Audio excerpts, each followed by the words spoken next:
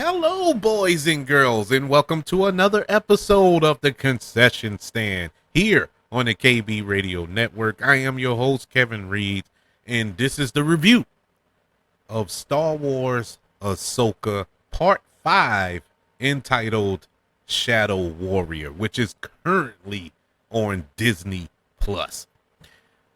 We are fresh off of the first four parts of this season, and part four, or episode four, left everyone, especially Star Wars fans, with the biggest smile on their face, with the biggest, uh, uh like, I don't know, homage to the Star Wars franchise as a whole, whether it's the films or the TV shows or the animated series, or even the comic books and the novels.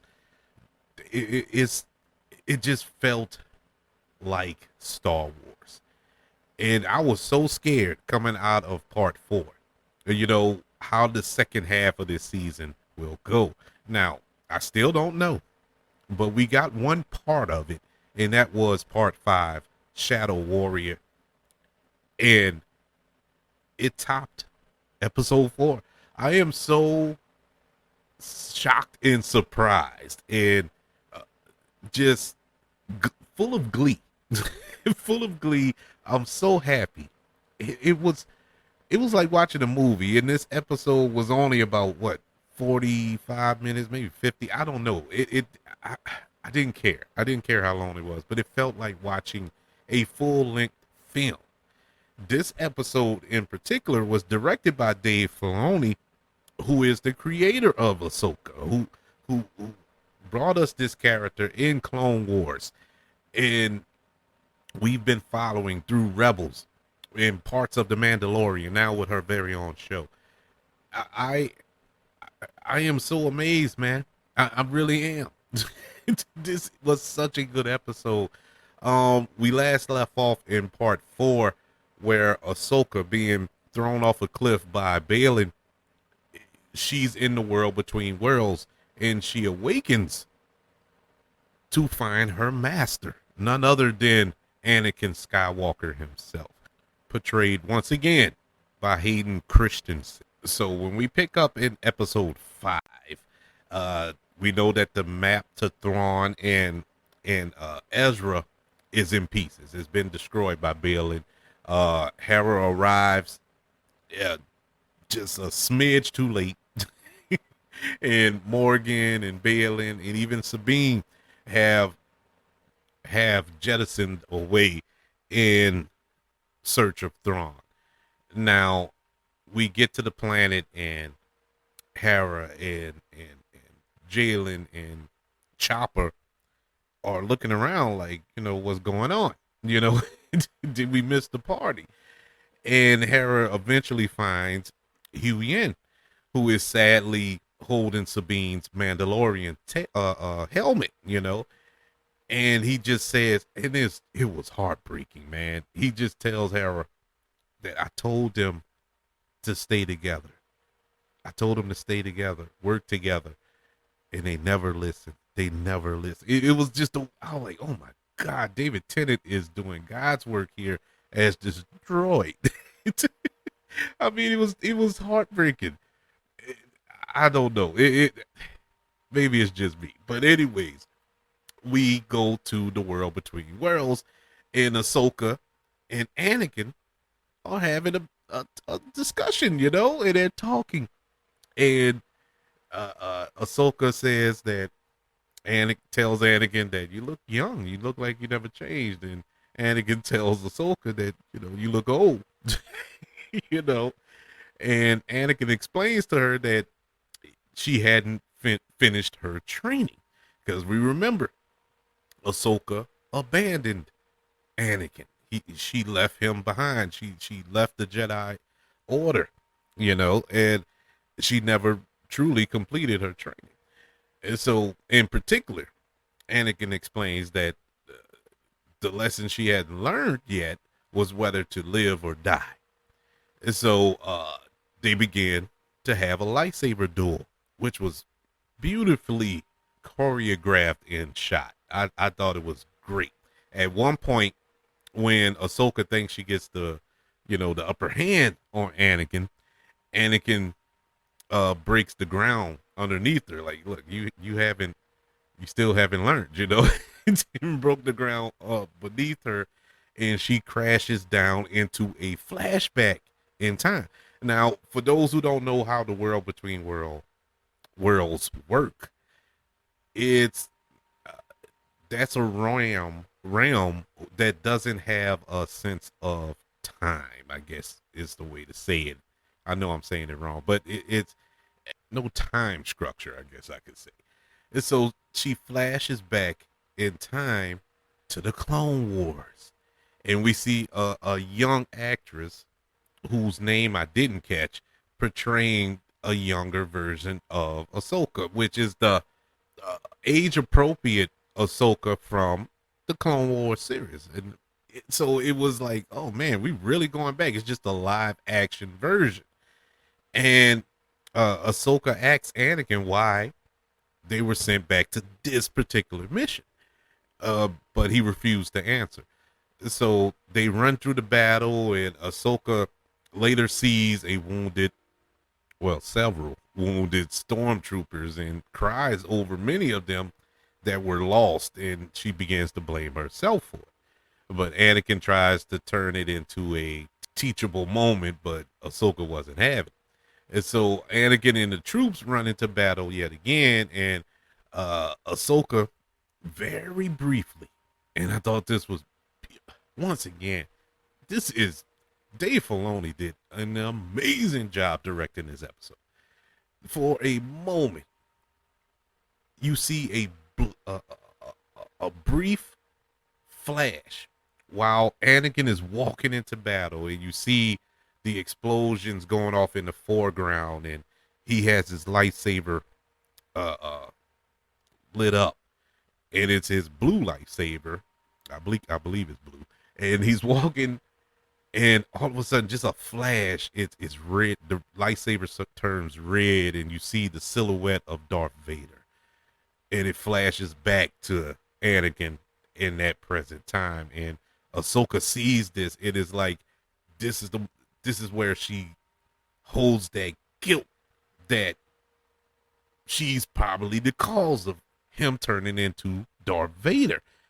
And that's something that is weighing over her. And so in another flashback, Ahsoka and Rex from the show, from the Rebels, that is, and a number of troopers moved on the siege of Mandalore. And so Anakin tells Ahsoka she's part of a legacy, but she still believes that all she brings about is death and destruction. And so Anakin once again gives her a choice to live or to die. And once again, they duel in another awesomely choreographed lightsaber battle. This time around, Anakin has the red lightsaber, which is him on the dark side, and his eyes turn that freaky color, and you knew it coming in because in this particular scene, he's wearing all black like he did in Revenge of the Sith.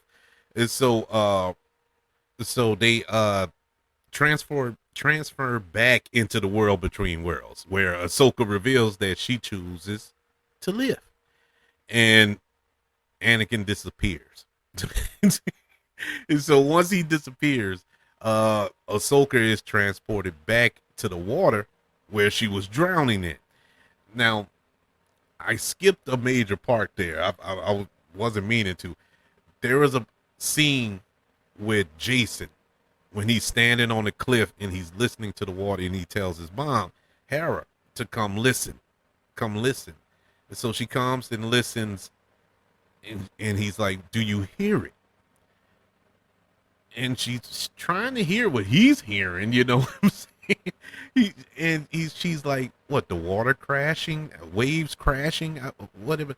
No, do you hear the lightsabers? And this is, once again, awesome sound editing here. You hear the wave crashes, and in between the wave crashes, you hear zzz, zzz, zzz, zzz, and you like, man, am I a Jedi? Because I can hear it. And I thought that was an awesome scene. But anywho, this allows them to kind of figure out, well, at least Hera, listening to Jason, who she knows is force sensitive, that there's something to this. So they're circling the water trying to find out where that sound is coming from. And what makes that so cool, that was during the same time Anakin and Ahsoka were having their duel. So he was hearing, he can hear Ahsoka in the world between worlds. And I thought that was awesome. And so that sets up a huge thing. But with Jason, like Jason is more powerful than what they're leading on to be. So anyways, Jason radios in to his mother, tells her that Chopper got a reading, so she needs to fly low, close to the water, to pick up what what Chopper is reading, and lo and behold, it was indeed Ahsoka. So they do rescue Ahsoka and pull her onto the ship, where the first words out of her mouth is Anakin. That was the first thing to come out of her mouth. That was touching. And that was really touching. And so later on, she wakes up on the ship, and Hyen is explaining what happened, and Ahsoka hugs Jason, who asks who Ahsoka was dueling. But Hera and Hyen changed the subject. But when he asks Ahsoka this, she kind of just gives a pause, like, "Wow, you heard it?" It was like, "Oh, really?" You know what I'm saying? It was cool. Like, she know who he is and what he's capable of, but I don't think she knows how powerful he is. No, nobody did. At least I didn't. I didn't know he was that powerful, and I'm like, man, that is awesome. But anyways, um, Hera asks Ahsoka about Sabine's whereabouts. She was hoping that Ahsoka would know, but she didn't. And so Ahsoka reads the remains of the map, hearing memories from the standoff with Sabine and Balin and Shin. And so Ahsoka tells Hera that it may not be easy to find Sabine, and that she's on the ship with Morgan and Balin, but Hera wants to try anyway. Ahsoka stays outside and hears the calls of the Purgil, or the space whales. And this gives her an idea. Meanwhile, on the ship, Carson and Hera, they have a meeting with Mom Martha, who orders them to return to Coruscant, so Hera could be tried by the Senate, about her leadership abilities, and for going on this rogue mission against orders. And Carson keeps the Republic at bay as the ships come to take them into custody, insisting that Hera has to complete her mission. Nevertheless, Ahsoka determines that the Purgils are the way to find Sabine and lead her ship and the Ghost through the flying fleet, the space whales. So Ahsoka goes outside of the ship and uses the Force on one of them, one of the large ones. And the Purgil opens his mouth like you remember on Pinocchio, or if you're Bible readers, Jonah and the giant fish. It just opened his mouth and allowed the ship to fly inside. And so Yen asks where the Purgils are going, and Ahsoka says, trust, to trust them. I have no idea. I have no idea where they're going. And so the Purgils make the jump into a new galaxy with Jason and Hera staying behind. And that's when the episode goes off. This was an epic episode for so many reasons, and told so much in so little time. It was, excellently made, man. I stood there after the episode was over. I really sat there for like 5 minutes, just shaking my head, like I don't know. I can't believe what I just watched. It's this really Star Wars? I think what it is for me, what it is, I wasn't a big fan of the prequels, and I've grown to appreciate them lately. But when they first came out, I wasn't the biggest prequels fan. So with this new trilogy, with the Force Awakens and Last Jedi's and Rise of Skywalkers, I really wasn't a fan of that. I think that's why I appreciate the prequels a little more. But I did not like those movies. I liked the Force Awakens. I didn't like the other two. And when we move on to Disney Plus shows, I like The Mandalorian. I didn't like Book of Boba Fett. Obi-Wan Kenobi was you know. And so I've been kind of like down on Star Wars. They haven't been knocking it out of the park, so to speak. But this show thus far, 5 episodes in, is premium Star Wars television viewing, whatever you want to content, whatever it is. I am enjoying every single show. It just every episode gets better than the last, better than the last, better than the last. If you listen to my review last week, I thought it couldn't get any better than that. And this show, or this episode, should I say, topped last week. This was beautiful, man. It was beautifully shot, beautifully written, beautifully acted. I, I was trying to find that young actress name who played the younger version of Ahsoka Tano, but I couldn't find it. I'll probably find it after I finish recording, of course. Uh, but she did an awesome job. She really encapsulated the show. I mean, not this show, but the animated series, Rebels in Clone Wars. I mean, to a T. To a T. It was like watching that show. And so that little flashback told so much, and all of the flashbacks, the moments with Anakin, this could have been cheap and cheesy to bring back Hayden Christensen to portray Anakin once again. It could have been just for, you know, what's the word I'm looking for? Nostalgic, or a cheap pop, or whatever you want to call it. But it wasn't. It was poignant. It was poignant, and it left me wanting more of Hayden Christensen. And this is why I said I appreciate the prequels better now as I gotten older, because I love Hayden Christensen. I never understood the hate towards Hayden Christensen. I never did, because it wasn't his fault. He did the best with what they had. He did the best with the material that was laid in front of him. Natalie Portman, nobody is hating on Natalie Portman. I can't even get her name out. The woman went on to win an Academy Award. So, I mean, obviously she can act. So that lets you know that it was the material that they were given in that film.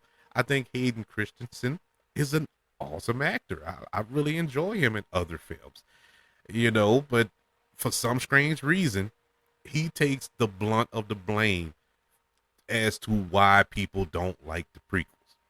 I don't get it, but I'm glad he's getting his love now. As much as I wasn't the biggest fan of Obi-Wan Kenobi on Disney Plus, I loved him in it. Him as Darth Vader in it was awesome. He did an awesome job. And once again, he does an awesome job here. Bouncing back and forth to a younger Anakin as he was training Ahsoka, and fast forwarding to when he turned to the dark side. All this in one episode, people. And he did an awesome job of it. And you still feel sympathetic to his character. You still feel sympathetic for Anakin. And that goes to show you how awesome of a character Anakin Skywalker / Darth Vader is. There's no other character in film, television, wherever, that is this well flushed out like this character. As a villain, Darth Vader is one of the top 3 villains in film history, but you love it. You love him. You love Darth Vader. And that's because of Hayden Christensen. I don't care what anybody says. But this was an awesomely made episode. Once again, the special effects as well. I, I still am mind boggled by the fact that the visual effects on this show looks 10 times better than the movies. I don't get it. They really spent some money on this show. And it's paying off. It looks awesome. It looks amazing. And the acting, the sword play or the lightsaber play, should I say, all that was great. The action was great. Hey, I have once again no flaws for this episode. Oh man, we got 3 more left. 3 more left. And I'm so scared. I'm so scared. The better it gets, because now I'm like, okay, we topped last week. How are we gonna top this week? And I didn't want to have that frame of mind going in. I just wanted to have a all right show. You know, that I wouldn't be comparing week to week, but it looks like that's what's gonna happen. But I got faith in Dave Filoni and all of the people behind the making of this show. They are doing an excellent job thus far. I would like to know, how are you feeling about Ahsoka? Are you enjoying it, or are you not watching it and just listening to my reviews? Hey, I appreciate it, but go watch it. Go watch it. It's awesome. I'm telling you, I'm doing it no justice by explaining it. You need to see it visually to really get the gist of Ahsoka. Email the show, kbradiopodcast@gmail.com. You can look me up on all social media platforms. Just look up the KB Radio Network, as well as YouTube.